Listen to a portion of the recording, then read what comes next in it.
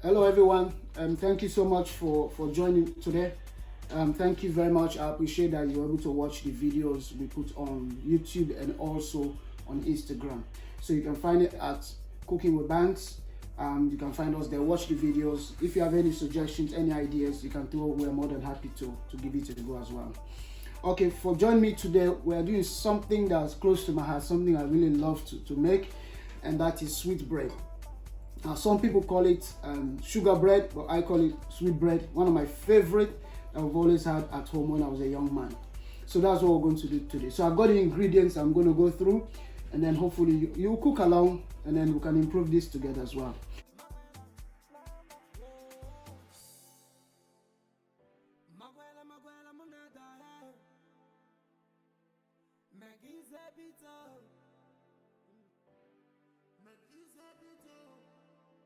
First of all, you need your weighing scale, or you can also go with your instinct, and you've got your mixing bowl that I'm going to use as well. So those are the ingredients I'm using today to make our sweet bread, and then so you join me and let's do this together.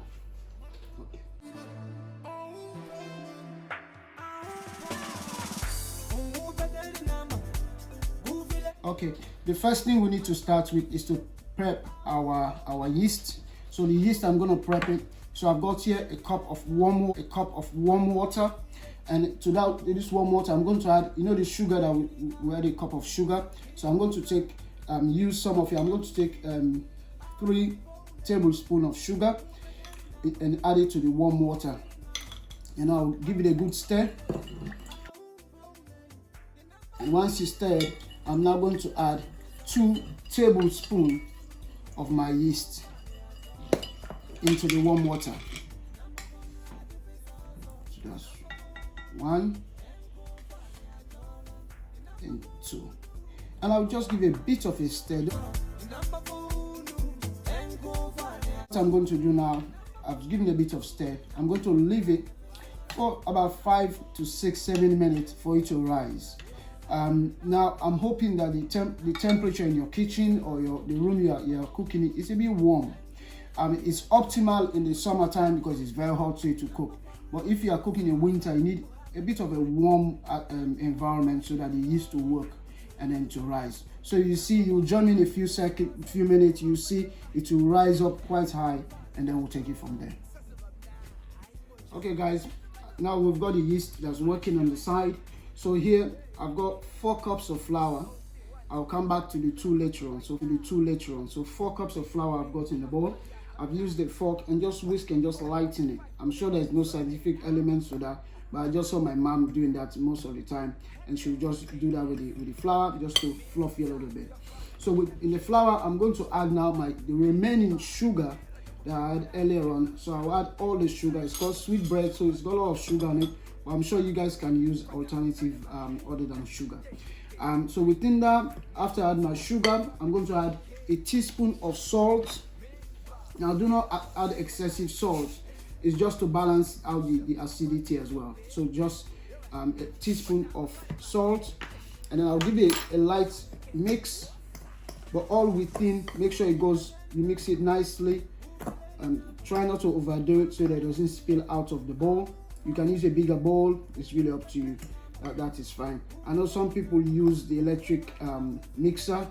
They can do that. I've got one, but I choose today to use just my brute strength on this one today.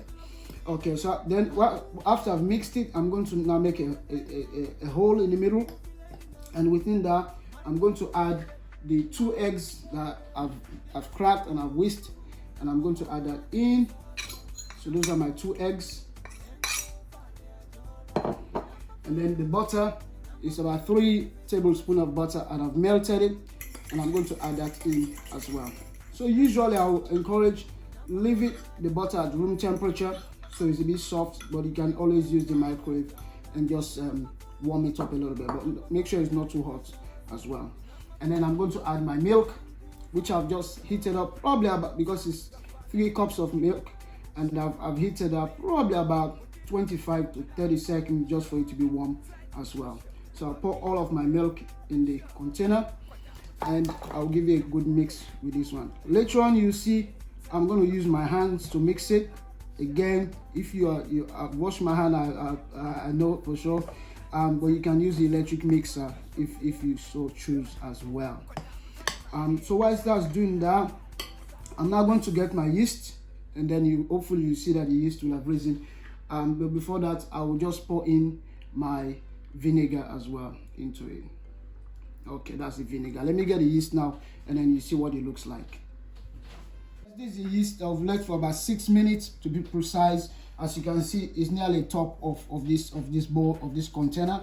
It's raising nicely, so mean that the yeast is ready to use and it's in good condition. The water is not too warm and it's not too hot and it's not too cold either. So I'm going to use the yeast and just pour it in the center as well. So here I'll make a center point for me to pour the yeast in. So then we'll just pour it straight in the middle. Don't worry, the bottom of it will still be liquid, and it's the top fluffy part that the yeast really worked well. So here we've got pretty much all our ingredients into that. Now, as I said, if you have a hand mixer, you can use the hand mixer. It's electric, you can use that, and that will just do an equally good job. But for me today, I'm using my hand. I've washed it, it's all sanitized, I can assure you on that. So I'm going to use my hands and just gently mix it, and then I will just roll it as well. So you can just watch me do that, that should be fine.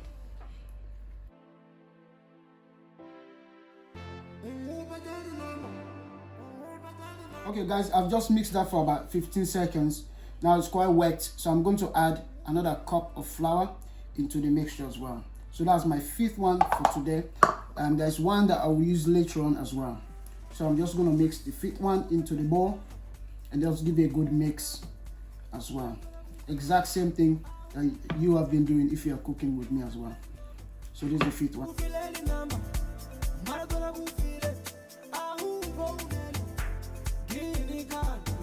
Okay guys, I've actually added close to 6 spoons of flour, and I've given a good mix. So what I'm now going to do is to knead the bread.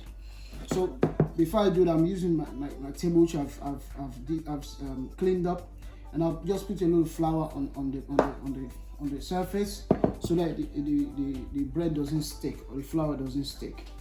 And I'll just mix that in, and I'm going to knead it by hand again.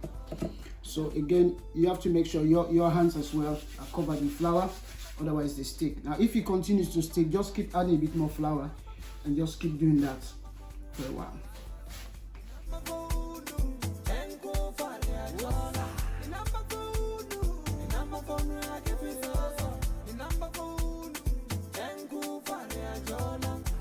Okay, what I've done, I've just added a bit of oil on the base of the container, because this is the bowl I'm going to use, because it's going to expand, so I'm using a bigger bowl. So you just take your bread, your dough, and you just stick it in there. Just give it a round so that the oil goes on the base of it. And then what you now do, I'm going to leave it for about an hour 30 minutes for it to rise in this warm kitchen at the moment. So I'm gonna cover it with cling film. Just cover it and stretch it. Cut it aside. Now I'm going to leave it now for it to get some heat. But what you can also do, use kitchen towel and just cover it as well, and just leave it in the corner. Somewhere is a bit warm. It could be some people use wardrobes and stuff like that where it's warm. Just cover it with the kitchen towel and just come back to it. You see it will have risen to close to the surface, close to the top of this container after about an hour to an hour 30 minutes, maximum 2 hours. Okay guys, an hour and a half later, as you can clearly see, the dough has risen to the very top of this large container. It's even larger than the container that I used earlier on to mix the dough, and it's risen to the very top. So this is more than enough, and it's just in an hour and a half. So what I need to now do is that I'm going to punch it down to remove the air. What's making it rise so much is the yeast that's really working at optimum temperature, and therefore it's rising. So I need to punch the air out and just knead it, and then I'll separate it and put it into different containers as well. So that's what I'm going to do. So I'll just add a bit of flour on my hands.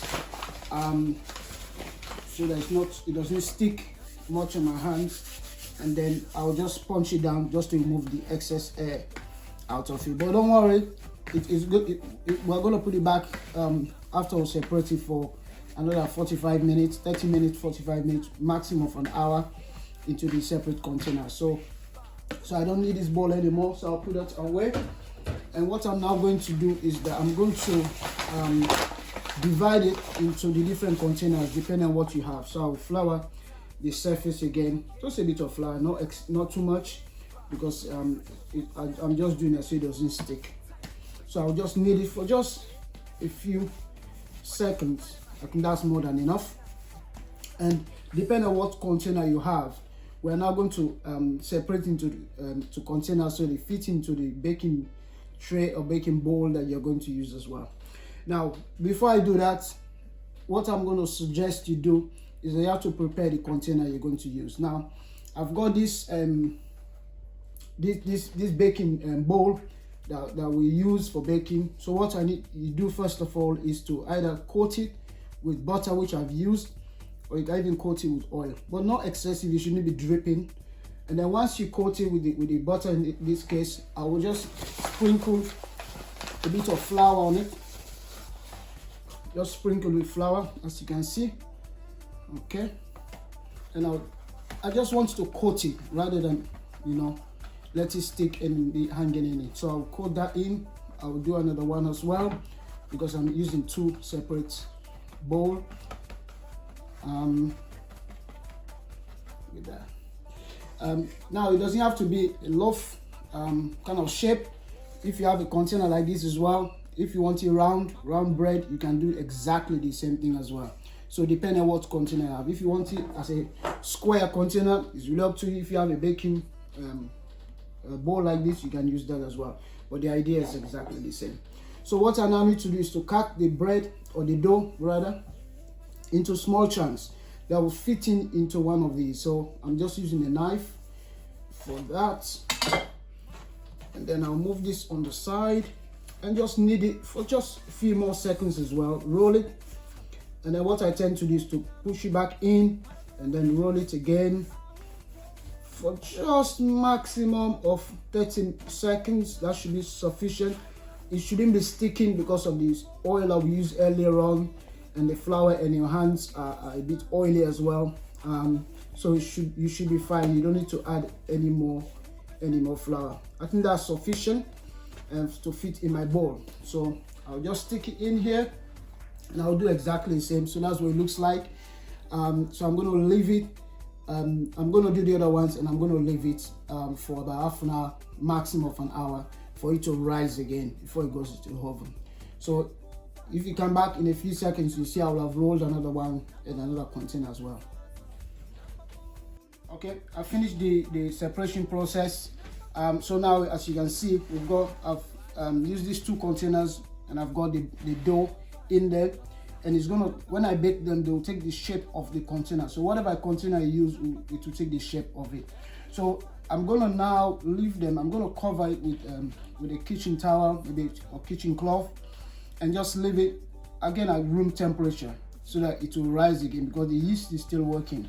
So it's gonna rise. I'll leave it for probably about half an hour to 45 minutes. Let it rise. It's gonna, and you're gonna see on the picture as well.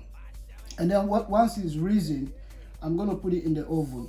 Now, in the next 25 to 30 minutes, I will advise you switch on the oven to about 350 degrees, and then have a small amount of water that you put in the oven as well. And the reason why I do that is so that to keep the oven moist. And by keeping it moist, the top part, the top layer of the bread wouldn't get too dry and too extremely crusty. So you want it moist and you want it to be fluffy. So you join me in about half an hour to 45 minutes to see what the bread looks like.